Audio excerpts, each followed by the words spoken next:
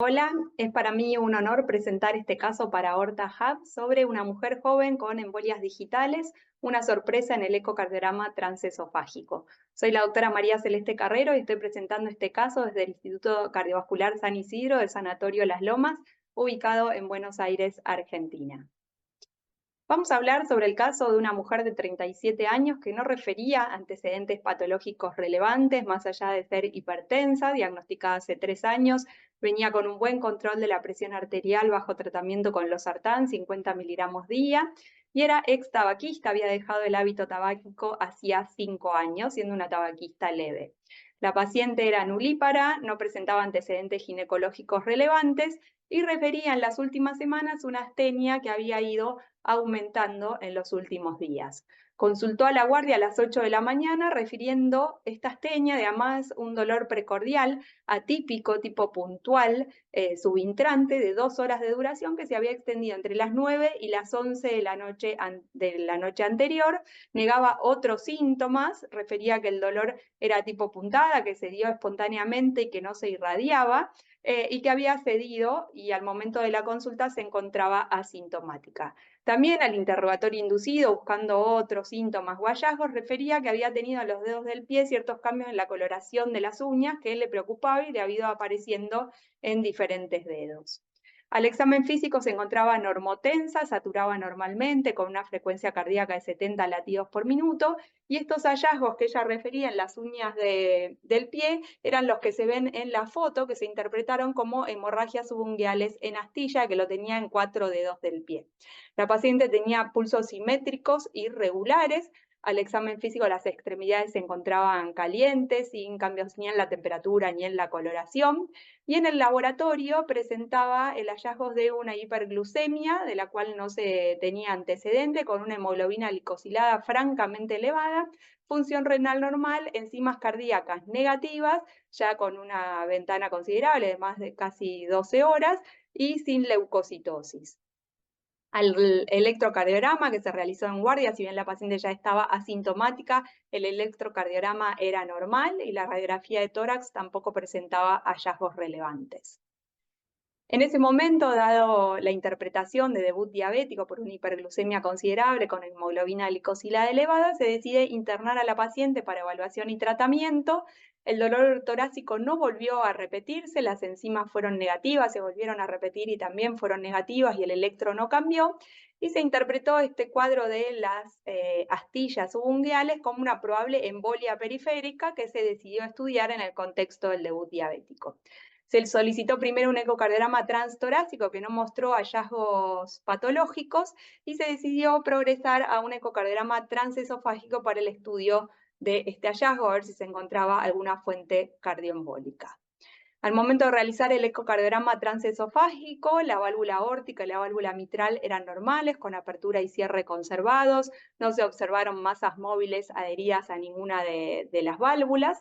Y lo que sí se observó al momento de terminar prácticamente el estudio en la aorta descendente a 10 centímetros del nacimiento de la arteria subclavia, una masa redondeada, móvil, pedunculada, de 13 por 11 milímetros, de bordes lisos, que se encontraba adherida a la pared aórtica sin placas ateromatosas en dicha región. Fue el único hallazgo positivo que sorprendió bastante en ese momento, dado que no tenía otros hallazgos. Se decidió realizar una resonancia para evaluar toda la aorta y hacer una caracterización histológica de esta masa móvil que se había encontrado en la aorta descendente, y en la angioresonancia pudimos observar que era una imagen que se encontraba adherida a la pared de la aorta descendente, supradiafragmática, 5 centímetros del diafragma, y lo que se observó era que era pediculada, que presentaba amplia movilidad, y en la caracterización histológica era isointensa en T1, hiperintensa en T2, no realzaba con gadolinio, y la pared aórtica no se veía comprometida. Toda esta interpretación llevó a determinar que se trataba probablemente de un trombo. En cuanto a la evolución de la paciente, se decidió anticoagular por el hallazgo de trombosis aórtica con heparina no fraccionada intravenosa y durante la internación se inició el switch a senocumarol, también se inició el tratamiento de su diabetes recientemente diagnosticada y durante la internación refirió un cuadro de mareos y disartria leve mientras un familiar la estaba visitando. Fue un cuadro transitorio de escasos minutos de duración, por lo cual se realizó una resonancia y se determinó que tenía un hallazgo compatible con ACV en fosa posterior a nivel del cerebelo. Se realizó una tomografía abdominopelviana para también identificar otros sitios de trombosis o embolia, que no identificó sitios embólicos. Se repitió un ecocardiograma transesofágico a los 14 días de estar anticoagulada para evaluar la evolución de la imagen trombótica en la aorta y se había observado desaparición de esta imagen móvil a nivel de la aorta descendente. La paciente estuvo internada 16 días hasta que se llegó a rango de anticoagulación con acenocumarol, luego evolucionó favorablemente, no volvió a repetir ningún episodio compatible con accidente cerebrovascular. Fue evaluada por hematología, siempre teniendo en cuenta que estaba bajo anticoagulación. No se detectó ninguna trombofilia en ese momento. Se hizo evaluación para anticardiolipina, para mutación G20210A, se evaluó homocisteína, ácido fólico, niveles de vitamina B12 y la verdad que no se encontró una causa clara de trombofilia de la paciente y se decidió darla de alta anticoagulada bajo acenocumarol. La paciente, un año después de esa internación, persistía anticoagulada en rango, en tratamiento con insulina subcutánea, con una hemoglobina glicosilada de 5,8. No había tenido nuevos eventos embólicos, le refería a un leve mareo que le había quedado luego del episodio de la embolia cerebelosa y estaba en tratamiento por la hipertensión arterial con un buen control de sus niveles de presión arterial. La verdad que fue un cuadro que representó un desafío diagnóstico porque en el contexto del debut diabético se interpretó que la paciente había presentado esta trombosis sobre una aorta que era sana, que no presentaba lesiones ateromatosas en su pared. El resto de las arterias tampoco presentaron lesiones ateromatosas en la evaluación posterior en el ecodoppler, ni en las carótidas, ni en aorta abdominal, ni en el eje aortoilíaco, ni en las femorales.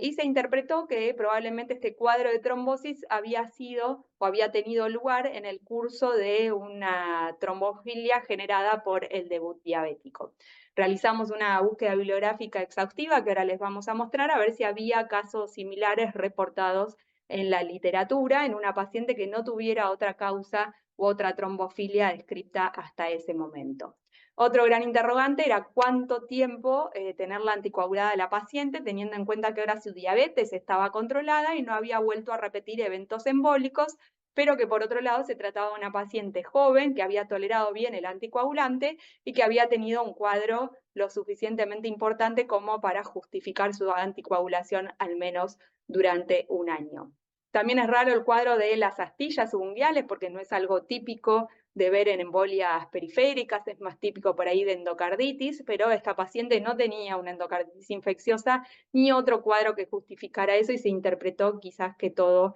estaba relacionado.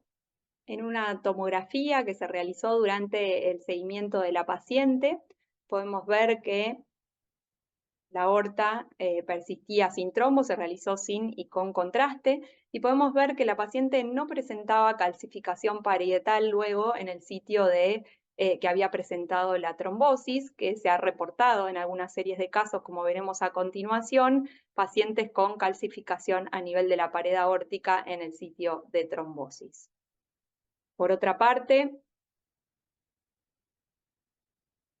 podemos ver también que en la angiotomografía la aorta tenía buen diámetro y no se observaron otros sitios con trombosis. En cuanto a los antecedentes en la literatura de casos similares, podemos ver una serie de casos publicada por el grupo de Valdebrón, liderada por el doctor Gustavo Abeliano y el doctor Arturo Evangelista, en la que reportan 4 pacientes que habían ingresado con sospecha de disección aórtica aguda, en los cuales el ecocardiograma transesofágico había permitido el diagnóstico diferencial con una trombosis aórtica. En estos casos se había observado signos de isquemia periférica, tanto a nivel de piernas como del brazo izquierdo, en el caso de un paciente. En su mayoría eran hombres y eran jóvenes, con pocos factores de riesgo, 2 de ellos hipertensos, 2 de ellos fumadores y 2 de ellos con dislipemia. Los 4 pacientes fueron dados de alta con warfarina y aspirina o clopidogrel con uso a largo plazo, y el trombo móvil se había reabsorbido en los 4 casos a los 6 meses de evaluación y se observaba placa aterosclerótica en el sitio donde habían presentado el trombo, que es de lo que hablábamos previamente, que en nuestra paciente no lo observamos aún.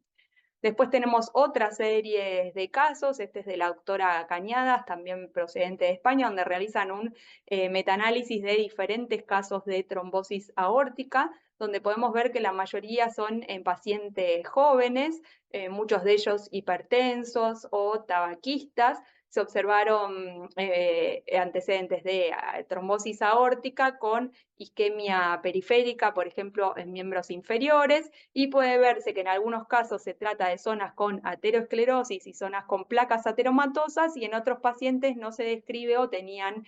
aorta normal en ese sitio. En cuanto al tratamiento que nos interesaba para decidir cuánto tiempo íbamos a dejar anticoagulada a la paciente, en la mayoría habían iniciado tratamiento con heparina sódica en perfusión, seguido de anticoagulación oral, pero en muchas series la verdad que no se expresaba durante cuánto tiempo lo habían dejado bajo tratamiento con anticoagulación oral, con lo cual decidimos que al menos tuviera 1 año de tratamiento con anticoagulante. La paciente ya se encuentra a 2 años del episodio, todavía sigue anticoagulada y se está por decidir la suspensión de la anticoagulación. En realidad, en pacientes jóvenes con eventos embólicos, la trombosis primaria aórtica es un evento muy poco frecuente, pero que tenemos que tenerlo en cuenta dentro de las posibles etiologías. Dada su baja incidencia, aún no está clara la duración de la anticoagulación oral en estos pacientes, y sabemos que la diabetes mellitus descompensada aumenta la incidencia de eventos trombóticos, ya que aumenta la adhesión plaquetaria, activa los factores de coagulación y deteriora la fibrinólisis, y este podría haber sido el factor desencadenante de la trombosis aórtica y de embolias en esta paciente, que en realidad ella consultó por un episodio de dolor torácico que se interpretó que había sido atípico y probablemente no haya sido una embolia coronaria porque no había presentado ni curva enzimática, ni cambios en el electro, ni trastornos de la motilidad en el eco, que probablemente era un dolor atípico en el contexto de la astenia y de su debut diabético, y que eso llevó al diagnóstico de la trombosis aórtica. Muchas gracias, es un gusto para mí presentar este caso y los dejo en Aorta Hub.